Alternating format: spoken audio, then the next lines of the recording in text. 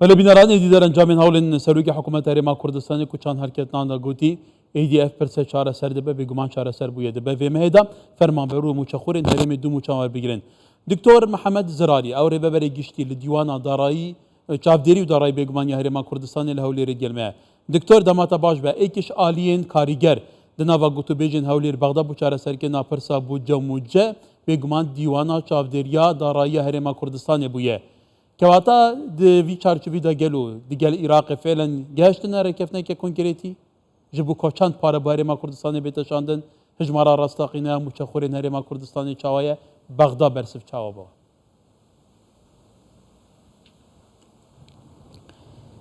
بەڵێ بێگومان سەرەتا جێی خۆشحاڵێ بەڕاستی ئەو ڕێککەوتنی کە لە نێوان سەرۆکی حکوومەتی هەرێم و سەرۆکی حکوومەتی اتحادی لەو ماوەی ڕابردوو کرا بەڕاستی تەوەجووەکان هەموو بەرە ئەوەیەکەوە ئەو کێشانەیەکەوە هەڵپێستراوە لە ناوان حکوومەتی هەرێم و کوردستان و لە نێوان حکوومەتی اتحادی ئینشاءالله هەمووی بەرەو چارەسەر بوون دەچن و هیوادارم من وەکو خۆم وەکو دکتۆر محەممەد زراری ئەمە دوایین چاوپێکەوتم بیسەبارەت بە پرسی موچەی موچەخۆرانی هەرێمی کوردستان ئینشاءالله لەمە دوای چیتر ئەو پرسە نابێتە هەواڵ و ئینشاءالله موچەخۆرانی هەرێمی کوردستان لە کاتی خۆیان موچەکانیان وەردەگرن کە مستحقن بەڕاستی و هیچ نابێت جیاوازی هەبێت لە نێوان موچەخۆری بەغدا و بەسرا و هەولێر و یان دهۆک و سلێمان و یان هەر شوێنشی تری عراق ڕۆڵی دیوانی چاودی دارایی بەڕاستی لە قانونی موازنە لە موازنەی تەبان 2023-2025 ڕۆڵێکی زۆر گرنگی پێدرایە هەردوو دیوانی چاودێری دارایی حکوومەتی اتحادی و دیوانی چاودێری دارایی حکوومەتی هەرێمی کوردستان بێگومان ئەو پرسە لۆچیە لەوەی کەوا هەر با بڵێن داهاتێک یان هەر خەرجیەک کە لەلایەن حکوومەتی هەرێمی کوردستان دەکرێت لە ماوەی فەسڵی تەبان ئەوە بەپێی مادەی 13 لە قانونی موازنە باسکرایە لە فەقەڕی دووەم کەوا هەردوو دیوان بەرپرسن لەوەی کەوا وردبینی بکەن لە داهات و خەرجی لە ماوەی 6 مانگ جارێک یانی شەوتە 3 مانگ جارێک ئێمە دوو لە ساڵی 2023 هەردوو 6 مانگەکەی 6 مانجی یەکەم یان 6 مانجی دووەم هەردووکمان کردیە دوو ڕۆژ لەمەوەەر ئێمە لە بەغدا بووین و واژمان لەسەر ئەو تەقریرە کرد تەقریری 6 مانجی دووەم کەوا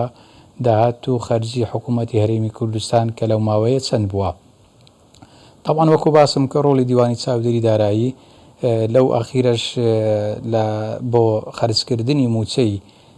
هێزە ئەمنیەکانی هەرێمی کوردستان طبعاً پشت بەسترا بە دیوانی چاودێری دارایی ئێمە چەندین تیممان تەشکیل کرد لە ئەوەی کەوا وردبینی بکرێن لە لیستی موچەی هێزە ئەمنیەکان راپۆرتی خۆماندا دیوانی چاودێری دارایی بەغدا و حکوومەت ئەوانیش خۆشبەختانە تەزدیقی ئەو راپۆرتی ئێمەیان کردو لەسەر ڕۆشنایی ئەو راپۆرتەی ئێمە ئەو گژمەیەی کەوا 352 ملیار دینار بوو هات بۆ هەرێمی کوردستان لە ڕۆژی ڕابردوو ولی دکتۆر ئەنی هەر بانگێک کوژمێکی دیاریکراوی پارە دەنێرێ لەلایەن بەغداوە ئایا ئێوە بە بەغداتان نەوتووە کە بە پێی حەجمی موچەخۆرانی هەرێمی کوردستان بێگومان فەرمانبەر هەیە و خانەنشینیش هەیە هەرێمی کوردستان پێویستی بە چەند پارە هەیە چەند بودجە هەیە کە لە بەغدا بۆ بنێرێت و ئەوان فعلا قەناعەتیان بەوە هەبووە طبعاً ئەوانە هەمووی داتا و دوکیومنتە ئەو داتا و دوکیومنتانە بریتە لەو لیستی موچەی موچەخۆران طبعاً لیستی موچەی موچەخۆران بێگومان لە مانگەک لۆ مانگەک ڕەنگە گۆڕانکاریەکی تێدا ببی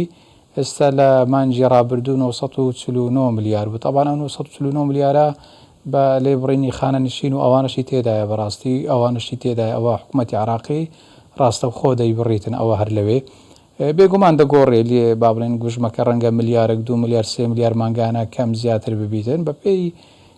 ئەو با بڵێن ئیجازات یان با بڵێن تەقاعد بوون یان مباشەڕەکردنەوەی فەرمانبەران ئەوە دەگۆڕێ ئەو لیستانە دەگۆڕێ بێگومان بەڵام ئەوەی کە گرنگە ئێستا تقریبان ئەوە نیو ساعت لەمەوبەر وەزارەتی دارایی حکوومەتی اتحادی لە ڕاگەاندراوی خۆی باس لەوە دەکات کەوا موچەی مانجی سێی فەرمانبەرانی هەرێمی کوردستانی ناردێت طبعاً تەنها هێز ئەمنیەکانی تێدا نییە لەو تەمویلکردنە خۆی مانجە ڕابردوو بەو شێوە نەبوو مانجە ڕابردوو هەمووی تقریبا بە سێ چار گوژمە یان با بڵین 4-5 گوژمە پارەکە هات بەڵام ئەوەی ئەو جارە باشترە بەڕاستی تا ڕادەیەک تەنها هێز ئەمنیەکانی تێدانە جاری چارەسەر دەبێت لە ماوەیەکی ئەمنیەکانی بەردەوام ئەنی هەبوو موچە پێکەوە دیت هەموو هێز ئەمنیەکان خۆی دوێنێ تەمویل کرایە هی مانجی دوو تەسەوڕ دەکەم هەفتەی دابێ ئەویش تەمویل بکرێتەوە هێز ئەمنیەکانیش چونکە ڕەنگە لیستی هێز ئەمنیەکان نازانم من زۆر معلوماتم نییە ئەوە لە وەزارەتی دارایی ئەگەر بپرسن نازانم بەیەکەوە ناریتیان یان دیسان دوای ئەوە نردیتیان دوای تەزدیقکردنەکەی ئەو جارە احتیمالە بەدەستیان نەگەیشت من نازانم بە سەراحەت معلوماتی ئەوەم نییە بەڵام ئەگە برەزشان کردبی ڕەنگە دیسان وردبینی لۆ دەکەنەوە و لە هەفتەی دابێ بە قەنەعەتی من ئەو گوژمەیەش دەگاتن زارشی تر بەڵێ دکتۆر تۆتی هیوادارم ئەوە دوا دەرکەوتنی بێ سەبارەتیان پرسەیە بێگومان پەیوەندی دیوانی چاودێری هەرێمی کوردستان لەگەڵ بەغدا پەیوەندیەکی پتەوە چەندین ساڵە بەردەوام سەردانی یەکتر دەکەن حتا بۆ چارەسەرکردنی کێشەکان بە تایبەتی ئەم کێشەیە ڕوولێکی کاریگەرتان هەیە کەواتە بە قەنەعەتی تو بەشێوەیەکی کونکریتی ئەم کێشە چارەسەر دەبێ ئێدی جارێکی دیکە نابیتەن و بێگومان هەواڵی کەناڵەکان دەزانی مەوزۆی کۆنکریتی ناتوانێت ئەوە مطلقا بەڕاستی بەڵام برێونەرێ لە مەوزوعی محاسبە لە ژمێرکاری دائیمەن خەلەل هەڕوو دەدا ینی ئەوە ئیشی یەک حکوومەتە ئێستا حکوومەتی هەرێمی کوردستان 1200 وحدە حسابی هەیە چەند نزیکەی 30 وەزارەت و دەستە و ئەوانەی هەیە ینی چەندین شوێنی هەیە کەوا زۆر گرنگە هێز ئەمنیەکانی هەیە سەرۆکایەتیەکانی هەیە ئەوە بتەوێنێتەوێ کەم و کوڕیەک هەڕوو دەدا لە مانگە کلۆ مانگەشی تر احتیمالە غەڵەتەک هەبی خەلەلێکی فەنی هەبی بەڵام وەکو ئەوەی کە زۆر گرنگە بەڕاستی ئەو ئیتیفاق سیاسیەکەوە لەسەرەوە کرایە طبعا ئەو بێگومان ئەوە بەڕاستی ئێمە زۆر بەرز دەینرخێنین ئەو بابەتە چونکە ڕقمی ئەوەی کەوە ئەمە وەکو حکوومەتی هەرێمی کوردستانیان وەکو دیوانی چاودێری دارایی هەرێمی کوردستان هەموو ئەو بیانوانەمان بڕی کەوا حکوومەتی ئیتیحادی دەیگر بە هەرێمی کوردستان لە لیستی موسە لە ئەوەی کە بە زمانی عەرەبی بی یان ئەو شەرت و شروتانی دادەنا هەوەی بەڕاستی داوایان کرد ئێمە پێماندان ئێستا دەتوانین بڵێن لە دوو لالایەک ئەوەیە هەموو بیانوەکان بڕایە بەڕاستی لەلایەن حکوومەت هەرێمی کوردستان هەموو بیانوەکانی ئەوانی بڕی و لەلایەکی تریش ئەو ئیتیفاقە سیاسیەکەوە بەڕێز سەرۆک حکوومەتی هەرێم و سەرۆک وەزیرانی حکوومەتی ئیتیحادی بەڕاستی ئەو بابەتە زۆر گرنگ بوو لەو دوو هەفتەی ڕابردوو ئەو کۆبوونەواتانە و ئەو ئیتیساڵانێکەوە لە نێوان ئەو دوو بەڕێزە هەبووە الحەمدوللا دەرەنجامی خۆی هەبوو ئێستا موچەی مانجی سێش ئینشاءالله